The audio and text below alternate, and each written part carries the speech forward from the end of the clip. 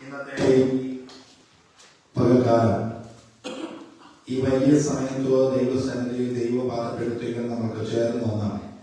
കർത്താവിനെ മഹത്വപ്പെടുത്തുവാൻ ദൈവം നമുക്ക് ഇടയാക്കിയ കൃപ നൽകിയ ആ കരുണയോർത്ത് ദൈവത്തെ സ്തുതിക്കാം. കർത്താവിന്റെ ആ കരുണയിൽ കൃപയിൽ നമ്മെ മറച്ചോ മാനിച്ചു നടത്തേണ്ടതിന് ദൈവത്തിന്റെ വലിയ കരം നമുക്ക് കാണുവാനിടയാകേണ്ടതിന് സമർപ്പിച്ചോ പ്രാർത്ഥിക്കാം. പ്രാർത്ഥനയോടെയായിരിക്കാം. എന്ന് നാം വായിച്ചതായ സങ്കീർത്തനം 23 സങ്കീർത്തനമാണ്.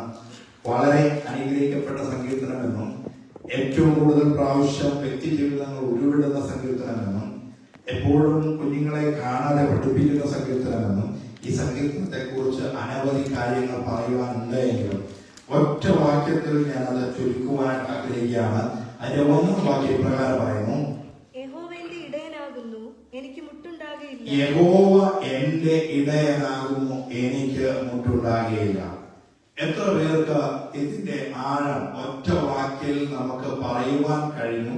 പലപ്പോഴും പല പ്രിയപ്പെട്ടവരും ആ വാക്യം ഉച്ചരിക്കുമ്പോൾ വളരെ ലാഘവത്തോടു കൂടി അത് ഉച്ചരിക്കുന്നത് കാണുവാനായിട്ട് കഴിയും. എന്നിട്ട് അതിന്റെ ആകെ തുക ഒന്ന് മനസ്സിലാക്കിയാൽ ഒരു കുഞ്ഞു ഇവിടെ വന്നിട്ട് ചിലപ്പോൾ അതിൻ്റെതായ ആ പ്രായത്തിനനുസരിച്ചുള്ള പക്വതയിൽ യഹോവ എന്റെ ഇടയനാകുന്നു, എനിക്ക് മുട്ടുണ്ടാകുകയില്ല എന്ന് പറഞ്ഞ് ഓടിപ്പോകുന്നത് നമുക്ക് കാണുവാൻ കഴിയും. വളരെ തോറും ഒരു പ്രായമായ വ്യക്തി ഈ വചനം വന്നിട്ട് പറയുകയാണെങ്കിൽ ആ വ്യക്തി അതേ ലാഘവത്തോടു കൂടി അത് പറയത്തില്ല. അതിൻ്റെതായ സൗമ്യതയിലും അതിൻ്റെതായ രുചി ഭേദങ്ങൾ അറിഞ്ഞു വളർന്നു വന്നതായ ആ ഭക്തനായ മനുഷ്യൻ വിറങ്ങലിച്ച ശബ്ദത്തോടെ പറയുവാനിടയാകും, യഹോവ എന്റെ ഇടയനാകുന്നു, എനിക്ക് മുട്ടുണ്ടാകുകയില്ല. കാരണം ഏതെല്ലാം പ്രതിസന്ധികൾ അവരുടെ ജീവിതത്തിൽ ആ വ്യക്തി ജീവിതത്തിൽ കടന്നു പോയിട്ടുണ്ടോ അതിലെല്ലാം കരുതുന്ന ഒരു ദൈവത്തിന്റെ സാമീപ്യം അവർക്ക് മനസ്സിലാകുവാൻ ഇടയായ ഒരു പ്രിയപ്പെട്ടവർ മാത്രമേ വിറങ്ങലിച്ച ഇടറിയ ശബ്ദത്തിൽ യഹോവ എന്റെ ഇടയനാകുന്നു എന്ന് പറയുവാനായിട്ടിടയാകത്തുള്ളൂ. ആമേൻ. പലപ്പോഴും വേദവചനത്തിൻ്റെതായ ആഴം അങ്ങനെയുള്ളതാണ്. ഒരു വചനം അതിന്റെ ആഴത്തിലേക്ക് മനസ്സിലാക്കി പറയുമ്പോൾ നമുക്ക് ഗ്രഹിക്കുവാൻ കഴിയുന്ന ഒരു കാര്യമുണ്ട്. ദൈവത്തിന്റെ അനുഗ്രഹങ്ങള്, ദൈവത്തിന്റെ വിടുതലുകള്, ദൈവത്തിൻ്റെതായ നന്മകള് നമുക്ക് വർണ്ണിക്കാതിരിക്കാൻ കഴിയത്തില്ല. എന്റെ ജീവിതത്തിന്റെ 4 വഴികൾ നോക്കുമ്പോൾ എനിക്ക് പറയുവാൻ കഴിയും, യഹോവ എന്റെ ഇടയനായതുകൊണ്ട് എന്റെ ജീവിതത്തിന്റെ പാതാവിൽ ഇടർച്ചകളും വീഴ്ചകളും താഴ്ചകളും വന്നതായ സമയത്ത്, പ്രതിസന്ധികളും പ്രതികൂലങ്ങളും നേരിട്ടതായ സമയത്ത് അപ്പച്ചന്റെ വലിയ കരമാണ് താങ്ങുവാനും കരുതുവാനും ഇടയായത് എന്ന് എനിക്ക് വിളിച്ചു പറയുവാനായിട്ട് കഴിയും. ആമേൻ. ഇതേ അനുഭവമാണ് നിങ്ങൾക്ക് ഓരോരുത്തർക്കും, ഇവിടെ ഇരിക്കുന്ന ഓരോരുത്തർക്കും വന്ന് ഭവിച്ചത് എന്ന് എനിക്ക് നിസ്സംശയം പറയാം. എന്നാൽ 4 വഴികളിലെ അനുഭവങ്ങൾ നമ്മുടെ അനുഭവ സമ്പത്തായിരിക്കുമ്പോൾ നമ്മുടെ ജീവിതത്തിൽ അതിൻ്റെതായ ആ നന്മ നാം അനുഭവിച്ച്, സന്തോഷം അനുഭവിച്ച്, അതിന്റെ സാമ്പത്തിക നന്മ അനുഭവിക്കുമ്പോൾ ഒരുപക്ഷെ നമ്മെ നടത്തിയതായ വഴികൾ നാം മറന്നിട്ട് ഈ ലോകത്തിൻ്റെതായ ഈ ദേശത്തിൻ്റെതായ ചില കൾച്ചറുകൾ അല്ലെങ്കിൽ ചില സമ്പ്രദായങ്ങൾ നമ്മുടെ ജീവിതത്തിലേക്ക് അടർത്തിയെടുക്കുക പതിവാണ്.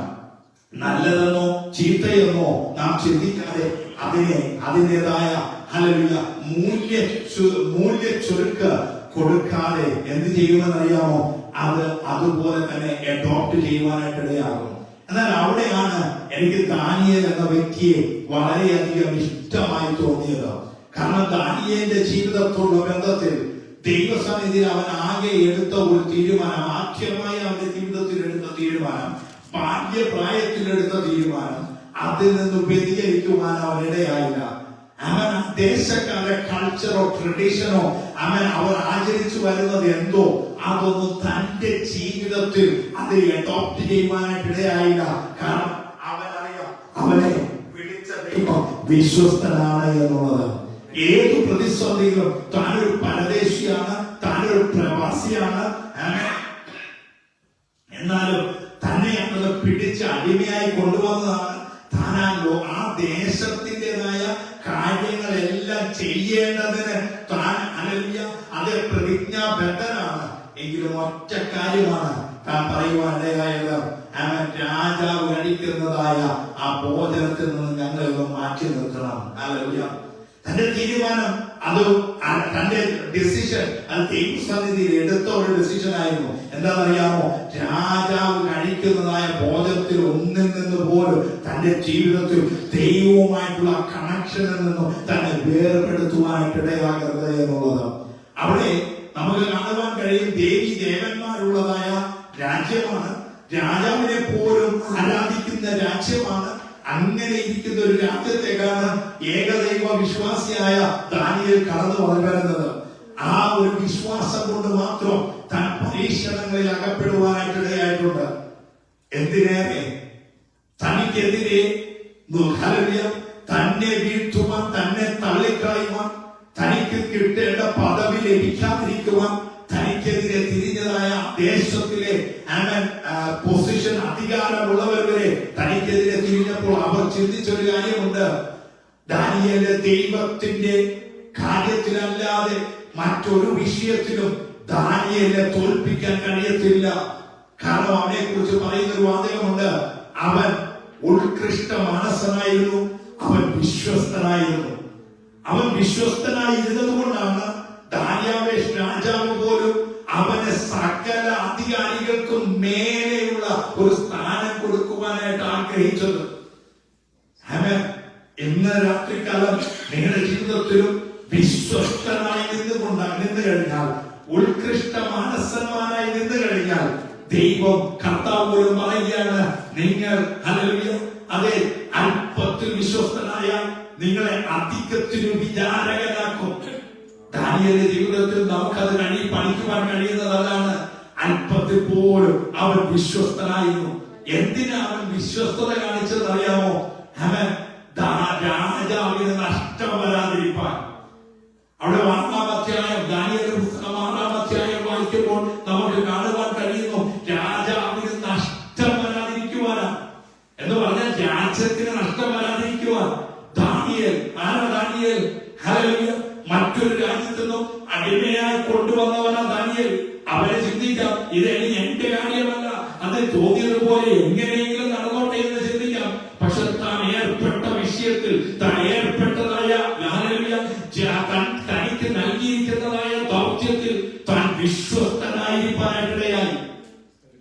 ഇന്ന് ഈ ദേശത്തിൽ ഒരു ട്രെൻഡിങ് ഉണ്ട്, ട്രെൻഡായിരിക്കുന്ന ഒരു സംഭവമുണ്ട്. ഞാൻ പറയാം, ഹല്ലേലൂയ, അതിലേക്കൊന്നും വിശ്വാസികൾ വീണ് പോകരുതേ എന്ന് ഞാൻ ഓർപ്പിക്കുകയാണ്. ഹല്ലേലൂയ. അപ്പോസ്തലനായ പൗലോസ് ഹല്ലേലൂയ പറയുകയാണ്, 1 കൊരിന്ത്യർക്ക് എഴുതിയ 1-ാം ലേഖനത്തിൽ അതിന്റെ 10-ാം വാക്യത്തിൽ, 1-ാം ലേഖനം 1-ാം അധ്യായം അതിന്റെ 10-ാം വാക്യത്തിൽ പറയുകയാണ്, സഹോദരന്മാരെ നിങ്ങളെല്ലാവരും ഒന്ന് തന്നെ സംസാരിക്കുകയും നിങ്ങളുടെ ഇടയിൽ ഭിന്നത ഭാവിക്കാതെ ഏക മനസ്സിലും ഏകാഭിപ്രായത്തിലും യോജിച്ചിരിക്കുകയും വേണമെന്ന് ഞാൻ നിങ്ങളെ നമ്മുടെ കർത്താവായ യേശുക്രിസ്തുവിന്റെ നാമം ചൊല്ലി പ്രബോധിപ്പിക്കുന്നു. എന്താ പൗലോസേ നീ വചനം പറയുവാനായിട്ട് കാരണം? ഞാൻ നേരത്തെ പറഞ്ഞതുപോലെ ദാനിയേൽ ഒരു തീരുമാനം എടുത്തപ്പോൾ ദാനിയേലിന്റെ കൂടെ നിൽക്കുവാൻ തന്റെ സ്നേഹിതന്മാർ ഒപ്പം ഉണ്ടായിരുന്നു. കാരണം അവൻ എടുത്ത തീരുമാനം അത് ദൈവത്തിന് മഹത്വമാണെന്ന് അറിഞ്ഞതുകൊണ്ടാണ് അവൻ ആ തീരുമാനം എടുത്തത്. ഇവിടെ അപ്പോസ്തലൻ പൗലോസ് കൊരിന്ത്യരോട് പറയുകയാണ്, നിങ്ങളുടെ ഇടയിൽ ഭിന്നത ഭവിക്കാതെ എന്ന് പറഞ്ഞാൽ ഒരു അകൽച്ച വരരുത് എന്നർത്ഥം. ഭിന്നത വരുത്താതെ ഏക മനസ്സിലും ഏകാഭിപ്രായത്തിലും യോജിച്ചിരിക്കുകയും വേണം. ഇത് സഭയോടുള്ള ബന്ധത്തിൽ മാത്രമല്ല. ഹല്ലേലൂയ. ഈ അഭിപ്രായം സഭയോടുള്ള ബന്ധത്തിൽ മാത്രമല്ല, നാം ആയിരിക്കുന്ന സ്ഥാനങ്ങളിലല്ല. ഞാൻ പറയുന്ന ഒരു വചനം, ഒരു വാക്ക് അത് മറ്റുള്ളവർക്കും യോഗ്യമായതാണെങ്കിൽ നിന്നോട് ചേർന്ന് നിൽപ്പാൻ ചിലര് നിന്റെ കൂടെ ഉണ്ടാകുമെന്നുള്ളത് ഇന്ന് രാത്രി അറിഞ്ഞുകൊള്ളട്ടെ. അവിടെ പറയുകയാണ്, ഭിന്നത വയ്ക്കാതെ ഏക മനസ്സിലും ഏകാഭിപ്രായത്തിലും യോജിച്ചിരിക്കുകയും വേണം. ഹല്ലേലൂയ. ഇന്ന് രാത്രി കേൾക്കുന്ന പ്രിയമുള്ളവരെ,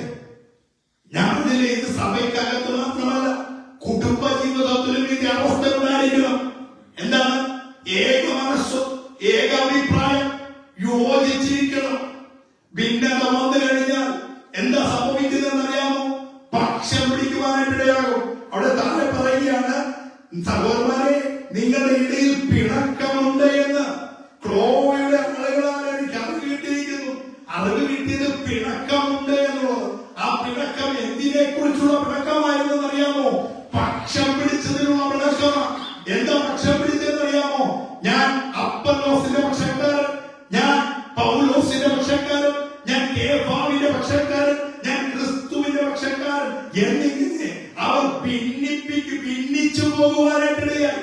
പിന്നെ ചിന്തകൾ വരുവാനായിട്ടിടയായി. എവിടുന്ന ചിന്ത വന്നത്? ഈ ചിന്ത വന്നതിന്റെ പ്രത്യക്ഷ കാരണമാണ് അപ്പോസ്തലനായ പൗലോസ് ഈ ലേഖനം തന്നെ എഴുതുവാൻ കാരണമായത്. ഈ പക്ഷം വന്നപ്പോഴാണ് ഒരു പിണക്കം വരുവാനായിട്ടിടയായത്. ഈ ഭിന്നത വരുമ്പോഴാണ് പിണക്കം വരുന്നത്. എപ്പോഴാണ് പിണക്കം വരുന്നതെന്ന് അറിയാമോ? ഏകാഭിപ്രായം യോജിക്കാതെ വരുമ്പോൾ.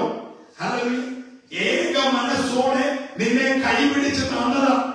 ഹല്ലേലൂയ. എന്താണ് കൈപിടിച്ചു പറഞ്ഞത്? നിങ്ങളുടെ ദുഃഖത്തില്, നിങ്ങളുടെ സന്തോഷത്തില്, നിങ്ങളുടെ സമ്പത്തില്, നിങ്ങളുടെ ദാരിദ്ര്യത്തില് എല്ലാ സമയത്തും കാത്തുകൊള്ളാമെന്നും ഒരുപോലെ ആയിരിക്കാമെന്നും പറഞ്ഞുകൊണ്ട് കരം പിടിച്ച് ആ സമയത്ത് വളരെയധികം സന്തോഷമായിരുന്നു. കാരണം എന്താണെന്നറിയാമോ? അങ്ങനെ വളരെ സീരിയസ് ആയിട്ട് കവനന്റ്, ആ ഉടമ്പടി നാം സ്വീകരിക്കാനായിട്ടിടയായത്. ഇത് വെറുതെ എടുത്ത തീരുമാനമല്ല, രണ്ടുപേരെ രഹസ്യമാക്കി എടുത്ത തീരുമാനമല്ല, ഇത് പൊതുസഭയുടെ മുമ്പായി എടുത്ത തീരുമാനമാണ്.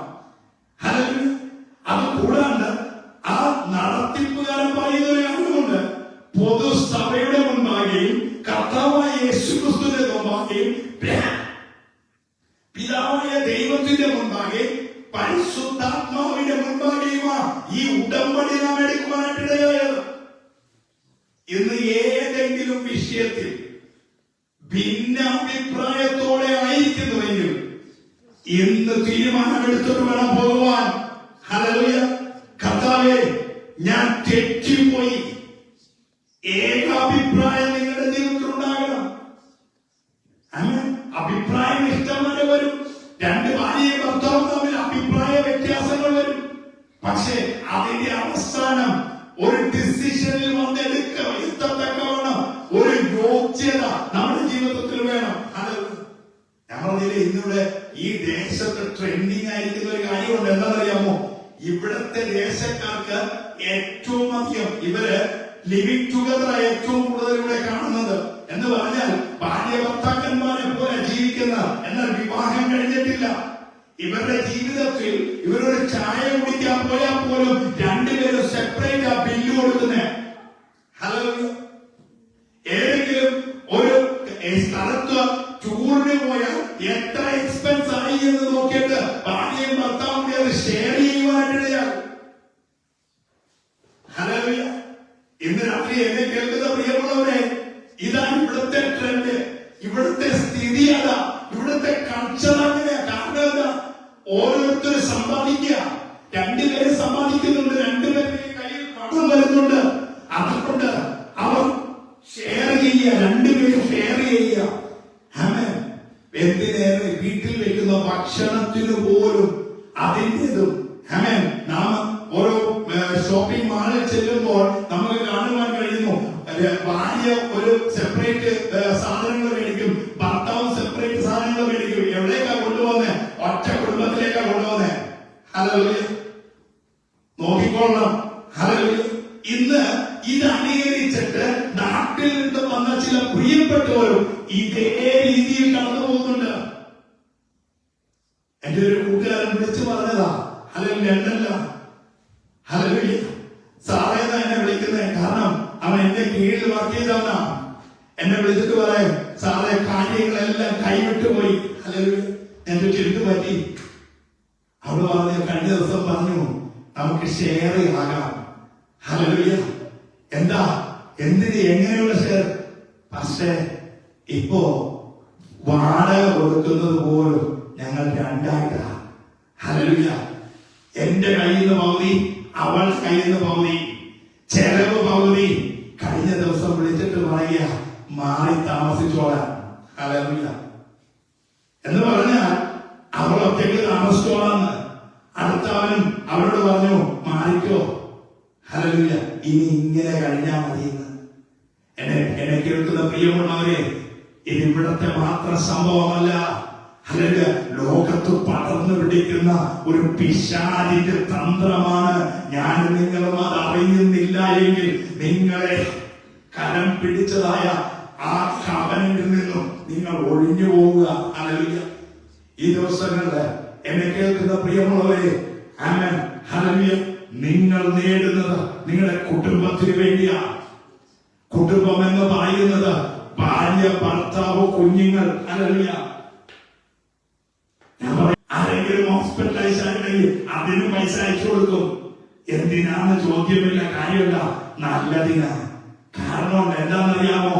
യഹോവ എന്റെ ഇടയനാണെങ്കിൽ, ആമേൻ, ദൈവം എന്റെ ഇടയനാണെങ്കിൽ മുട്ടു വരുത്തത്തില്ലെന്നേ. ഹല്ലേലൂയ. ഈ ഒരു വിഷയത്തിൽ എനിക്ക് അബ്രഹാം ഇഷ്ടം. ഞാൻ നേരത്തെ ഇവിടെ പറഞ്ഞിട്ടുണ്ട്. കാരണം അബ്രഹാം പറഞ്ഞ ലോകത്തിനോട് നിങ്ങൾക്ക് ഇഷ്ടമുള്ളത് എടുത്തോ. ഹല്ലേലൂയ.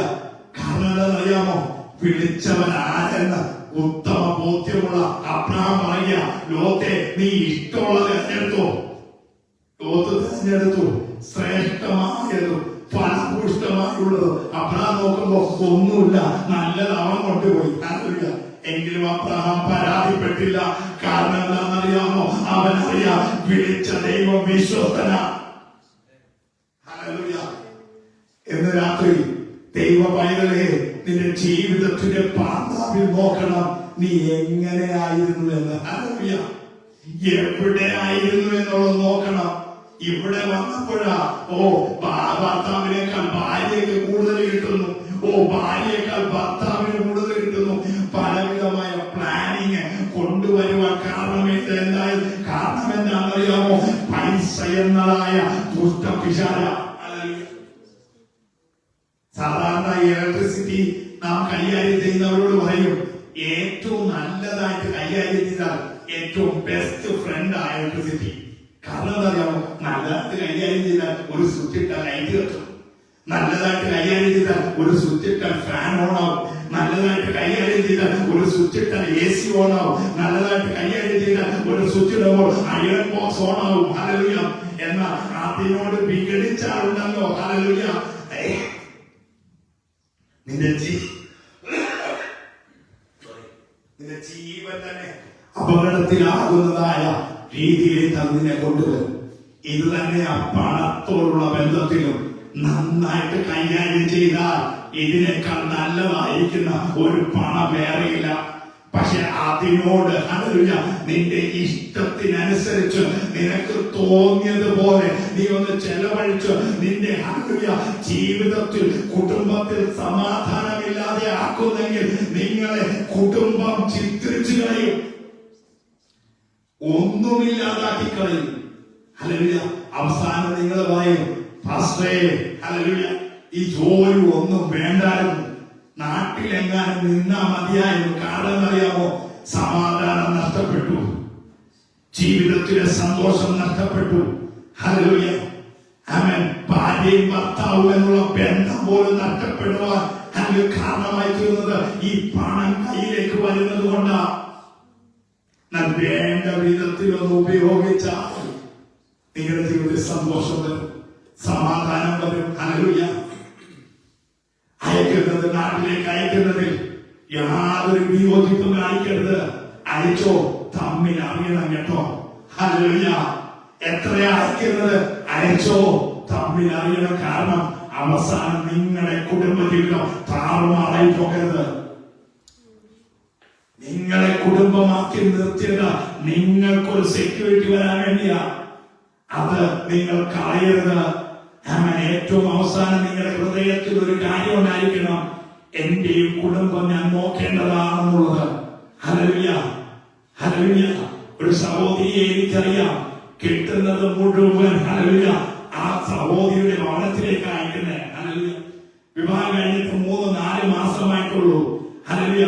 എന്നെ കേൾക്കുന്ന പ്രിയമുള്ളവരെ, ട്രെൻഡിങ്ങിനനുസരിച്ച് നിങ്ങൾ മുന്നേറിയാൽ, ഈ ലോകത്തിൻ്റെതായ നടപ്പനുസരിച്ച് നിങ്ങൾ മുന്നേറിയാൽ നിങ്ങളുടെ ജീവിതം വട്ടപൂജ്യത്തിലേക്ക് വരും. പക്ഷെ ദൈവ പ്രമാണത്തിനനുസരിച്ച് മുന്നേറിയാൽ ദൈവം കരുതിക്കൊള്ളുന്നേ. ഹല്ലേലൂയ. ദൈവം നടത്തുമെന്നേ. അപ്പൊ ബുദ്ധിയുള്ളത് ചോദിക്കും, ഇത്ര മണ്ടനായി പോയോ നീ? ഹല്ലേലൂയ. ഇത്ര മണയനായി പോയോ നീ എന്ന് ചില ബുദ്ധിയുള്ളവന്മാർ ചോദിക്കും. കർത്താവ് പറയുകയാണ്, ബുദ്ധിയില്ലാതെ ദൈവത്തിൽ ആശ്രയിക്കുന്നവനെ ദൈവം പൊക്കിക്കൊള്ളുന്നു. ഹല്ലേലൂയ. ചിലർക്കൊക്കെ ബുദ്ധി കൂടിപ്പോയതുകൊണ്ടാണ് പ്രശ്നം. ഹല്ലേലൂയ. ഇന്ന് രാത്രി അവിടെ പറയുകയാണ്, സഹോദരന്മാരെ, നിങ്ങളുടെ ഇടയിൽ പിണക്കം, ഈ പിണക്കവും മാറണം. ഹല്ലേലൂയ. നമ്മുടെ ജീവിതത്തിന്റെ നടുവിൽ പിണങ്ങിയിട്ട് എന്തിനാണ്? അല്പസമയം ആ പാട്ടുകാരോട് പാടി, കൂടെ ചേർന്ന് പാടി, അല്പനാളുകളെ കൂടി കഷ്ടങ്ങളൊക്കെ തീരാണെന്ന് അല്ലെ. ഈ അല്പ ദിവസം ഉള്ളത് സന്തോഷത്തോടെ ജീവിച്ചുകൂടെ? സമാധാനത്തോടെ ജീവിച്ചുകൂടെ? ഹല്ലേലൂയ. അല്പ ദിവസം കർത്താവിന്റെ വരവ് ഒന്നും വേണ്ട. ഹല്ലേലൂയ. കഴിഞ്ഞ ദിവസം ബോംബിന്റെ ഭീഷണി, ഹല്ലേലൂയ, മിസൈൽ വീഴുമെന്നുള്ള ഭീഷണി എല്ലാ സ്റ്റേറ്റുകളിലും വാർണിംഗ് ഡേ, ഹല്ലേലൂയ, സർക്കാർ കൊടുത്തതാ. ഒന്ന് വീണിരുന്നെങ്കിലോ, നീ ആശിച്ചത്, നീ പടച്ച് ചിന്തിച്ചത്, നാളെ ഞാൻ എന്തായി തീരുമെന്ന് ചിന്തിച്ചത് എല്ലാം ഒറ്റ നിമിഷം കൊണ്ട് പോവില്ലേ? ഹല്ലേലൂയ. ഒന്നും വേണ്ട, കൊറോണ നാളിൽ എന്തായിരുന്നു? ഹല്ലേലൂയ. എന്നിട്ടും പാഠം പഠിക്കാത്ത വിശ്വാസി ജീവിതങ്ങളുണ്ട്. നിന്റെ ജീവിതത്തിന്റെ നാൾവഴിയിൽ ദൈവം ഒരു ഞരമ്പെ തൊട്ടാൽ മതി കേട്ടോ. ഒറ്റ ഞരമ്പെ തൊട്ടാൽ മതി, വിഷയം മാറാം. നാളുകൾ നീ അധ്വാനിച്ചതും നീ നേടിയതെല്ലാം പോകാൻ ഒറ്റ വിഷയം, നിന്റെ മേലൊരു ദൈവത്തിന്റെ ഒരു കൈ വന്നാൽ മതി. ഹല്ലേലൂയ. എന്തിനാ ഇതൊക്കെ ഞാൻ പറഞ്ഞതറിയാമോ? ഹല്ലേലൂയ. ഈ ലോകത്തിന്റെ, ഈ രാജ്യത്തിൻ്റെതായ കൾച്ചർ ദൈവനാമ മഹത്വത്തിനല്ലാത്തതൊന്നും എന്റെ ജീവിതത്തിൽ വരുവാനിടയാകരുതെന്നുള്ള ഒരു തീരുമാനം എന്നെ കേൾക്കുന്ന പ്രിയ ദൈവ പൈതലെ നിങ്ങളുടെ ഹൃദയത്തിൽ വേണം. ഹല്ലേലൂയ. ഹല്ലേലൂയ. ഏറ്റെടുത്തു കേട്ടോ. ഞാനതാ ഇന്നൊറ്റ ഒരു ഇതും കൊണ്ടുവന്നിട്ടില്ല, നോട്ട്സ് ഒന്നുമില്ല. ദൈവത്തിന്റെ ആലോചന വിളിച്ചു പറയുക. ചിലരുടെ ജീവിതത്തിൽ ഒരു മാറ്റം വേണം. ഹല്ലേലൂയ. ഇവിടെ ഇരിക്കുന്നവരെ കൂടാണ്ട് ഓൺലൈനായി കേൾക്കുന്ന പ്രിയപ്പെട്ടവരുണ്ട്. മാറ്റം വരുത്തുവാൻ അവരുടെ ജീവിതത്തിൽ താല്പര്യമുണ്ടെങ്കിൽ അവ നേടുവാനായിട്ടിടയാകും. ഇല്ല എങ്കിൽ കുടുംബം ചിത്രിച്ചു പോകും. നിങ്ങളുടെ കുടുംബം ചിത്രിച്ചാൽ പിന്നെ എന്ത് മാന്യത, എന്ത് യോഗ്യതയാ നിങ്ങൾക്ക് ദൈവസന്നിധിയിൽ പറയാനുള്ളത്? ഹല്ലേലൂയ. ചട്ടത്തിനും നിയമങ്ങൾക്കും അനുസൃതമായിട്ട് ഈ ലോകക്കാരെ നോക്കുമ്പോൾ അവർക്ക് പലതും പറയാനുണ്ട്. ഹല്ലേലൂയ. അവരുടെ ജീവിതത്തിൽ കുറെ പറയാനുണ്ട്. അവരുടെ അനുഭവമാ. കാരണം എന്താണെന്നറിയാമോ? കുറച്ചുനാൾ താമസിക്കും, പിന്നെ ഡിവോഴ്സ് ആകും. അവർക്ക് അനുഭവങ്ങൾ. പക്ഷേ ഒരു നേരം പോലും കാണാത്ത നിങ്ങളെ സമയം കൊണ്ട് നിങ്ങളെ രണ്ടുപേരെയും ഒന്നാക്കിയ ദൈവത്തിന്റെ കൃപയോട് ആലോചിച്ചാൽ മതി. ഈ ലോകക്കാർ, ഈ രാജ്യക്കാർക്ക് അത് ചിന്തിക്കാനേ കഴിയത്തില്ല. ഈ രാജ്യക്കാരോട് എന്റെ ജീവിതം, എന്റെ മാരേജ് എങ്ങനെയായിരുന്നു എന്ന് ചോദിച്ചപ്പോൾ, ഞാൻ പറഞ്ഞു കൊടുത്തപ്പോൾ അവർക്ക് വിശ്വസിക്കാനേ കഴിയില്ല. കാരണം അവരുടെ ജീവിതത്തിൽ അങ്ങനെ ഒരു കൾച്ചറില്ല. എങ്ങനെയാ ജീവിത പങ്കാളി എന്ന് കുറെ നാള് കൊണ്ട് രുചിച്ചറിഞ്ഞിട്ടാ വിവാഹത്തിന് വേണ്ടി മുതിരുന്നത്. എന്നാൽ നിങ്ങൾ തമ്മിൽ ഇതുവരെ അറിയാതിരുന്ന നിങ്ങളെ ദൈവമായി ഒരുമിച്ച് ചേർത്ത് ഇത്രമാത്രം ദൈവത്തിന്റെ സ്നേഹത്തിലും കരുതലിലും ദൈവം നടത്തിയെങ്കിൽ ഇനി നടത്തുവാൻ അവർ ശക്തനാണ്. ഹല്ലേലൂയ. ഇതുവരെ നിങ്ങളെ വേർപ്പെടുത്താതിരുന്നത് എന്താണെന്നറിയാമോ? ദൈവം നിങ്ങളുടെ മധ്യം ഉണ്ടായിരുന്നത് കൊണ്ടാണ്. എനിക്കറിയാം, വിഷയങ്ങൾ വരാഞ്ഞിട്ടല്ല, പ്രശ്നങ്ങളും വാക്കുതർക്കങ്ങളും അറിഞ്ഞിട്ടല്ല. ഒരു ദൈവത്തിന്റെ സ്നേഹത്തിന്റെ ലൈൻ നിങ്ങളുടെ ജീവിതത്തിന്റെ നടുവെ കിടന്നത് കൊണ്ടാണ് ഇതുവരെയും വിഷയവുമായി നിങ്ങൾ മുന്നോട്ട് നടക്കുന്നത്. Hallelujah. Praise the Lord. Hallelujah. എങ്കിലും വളർച്ചയെങ്കിലേ ഹല്ലേലൂയ എന്തെങ്കിലും ഉണ്ടെങ്കിൽ ഉള്ളി കളയണം. ഹല്ലേലൂയ. ഏതെങ്കിലും വിഷയം ദൈവത്തിന് മഹത്വമല്ലാത്തതുണ്ടെങ്കിൽ പണ്ടുള്ളവർ പറഞ്ഞ പോലെ മൂളയിലെ നുള്ളി മാറ്റിയേക്കണം. ഹല്ലേലൂയ. പിന്നീടുള്ള ജീവിതത്തിൽ സന്തോഷം അനുഭവിപ്പാൻ മുളയിലേ നുള്ളി മാറ്റണം. എന്താ കാരണം അറിയാമോ? ഹല്ലേലൂയ. കല്യാണത്തിന് 15 ദിവസം 20 ദിവസം മുമ്പ് കണ്ടതായ എന്റെ പ്രിയപ്പെട്ടവളുമായി എനിക്ക് ഇത്രമാത്രം അടുക്കുവാൻ കഴിഞ്ഞെങ്കിൽ ഇത് ദൈവത്തിന്റെ വലിയ പ്രവൃത്തി അല്ലാതെ മറ്റൊന്നുമല്ല. ഹല്ലേലൂയ. തനിക്ക് ഇഷ്ടപ്പെടുമോ ഇല്ലയോ എന്ന് നോക്കിയല്ല ഇസ്ഹാക്കിന് റിബേക്ക എന്ന ഒരു ഭാര്യയെ അബ്രഹാമിന്റെ ദാസൻ കൊണ്ടുവന്നത്. ഹല്ലേലൂയ. ഇവളുമായി കടന്നു ചെല്ലുമ്പോൾ അവളെ നോക്കിയിട്ട് ഇവളെ എനിക്ക് ഇഷ്ടപ്പെട്ടില്ല എന്ന് എന്റെ യജമാനൻ പറയുമോ എന്നുള്ള ചിന്ത അവനില്ലായിരുന്നു. കാരണം എന്താണെന്നറിയാമോ? ദൈവം ഒരുക്കിയതാണെന്ന് അവൻ വ്യക്തമായി അറിയാം. എങ്ങനെയാ? ഹല്ലേലൂയ. അബ്രഹാമിന്റെ ദാസനെ അത് ദൈവം ഒരുക്കിയതാണ് എന്ന് നിനക്ക് മനസ്സിലായത്? അവൻ ദൈവവുമായിട്ടൊരു ഉടമ്പടി ചെയ്തു. എന്താണെന്നറിയാമോ? ഹല്ലേലൂയ. ഞാൻ വെള്ളം ചോദിക്കുമ്പോൾ നിനക്കും നിന്റെ ഓട്ടങ്ങൾക്ക് ഞാൻ കോരിക്കട കൊടുക്കാമെന്ന് പറയുന്നവൾ തന്നെ എന്റെ യജമാന്റെ മകന് അവൻ ഭാര്യയായിരിക്കട്ടെ എന്ന് പറഞ്ഞപ്പോൾ ഇതാ അവൻ കിണറിന്റെ അടുക്കലേക്ക് ചെന്നപ്പോൾ തന്നെ ഒരു സഹോദരി കടന്നു വരിക. അവളുടെ കാര്യങ്ങളെല്ലാം ചോദിച്ചിട്ട് എനിക്ക് ഇച്ചിരി വെള്ളം തരുമോ എന്ന് ചോദിച്ചപ്പോൾ ദൈവമായിട്ടുള്ള ഉടമ്പടി പ്രകാരം അവൾ പറയുകയാണ്, നിനക്ക് മാത്രമല്ല നിന്റെ ഓട്ടങ്ങൾക്ക് ഞാൻ തരാം. ഇതാ ഹല്ലേലൂയ കൗടമ്പടിയുടെ ഉറപ്പാണ്.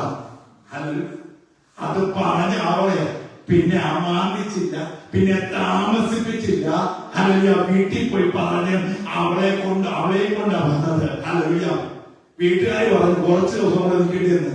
ഹല്ലേലൂയ. അവൻ പറഞ്ഞു ഇനി താമസിപ്പിക്കരുത്. കാര്യം ദൈവം വെളിപ്പെടുത്തി തന്നവളുമായി ഉടനെ എനിക്ക് യജമാനന്റെ ഭവനത്തിലേക്ക് കടന്നു പോകണം. ഹല്ലേലൂയ. ഇവിടെ കൊണ്ട് ചെന്നതായ ഇസ്ഹാക്ക് ധ്യാനിപ്പാനായിട്ട് മരുഭൂമിയിലേക്ക് ഇറങ്ങിയപ്പോൾ ഹല്ലേലൂയ തന്റെ ദാസൻ ഹല്ലേലൂയ അബ്രഹാമിന്റെ ദാസൻ റിബേക്കയുമായി കടന്നു വരുന്നത് റിബേക്ക ദൂരത്ത് നിന്ന് കണ്ടു. ഇതാരായെന്ന് ചോദിച്ചപ്പോൾ ഇത് തന്നെ നിനക്ക് വേണ്ടി പറഞ്ഞതായ പയ്യൻ എന്ന് പറയുക. അവളും ഹല്ലേലൂയ വാഹനത്തിൽ അവളെ കൊണ്ടുവന്ന വാഹനത്തിൽ നിന്ന് ഇറങ്ങി രണ്ടുപേരും തമ്മിൽ കണ്ടു. അവർ കൂടാരത്തിലേക്ക് പ്രവേശിച്ചു. ഇന്ന് രാത്രി എന്നെ കേൾക്കുന്ന പ്രിയ പൈതലേ, പ്രിയ ദൈവമക്കളെ, അല്ല നിങ്ങളെ ഒന്നിപ്പിച്ചത് മറ്റാരുമല്ല, ദൈവത്തിന്റെ നിശ്ചയമായിരുന്നു.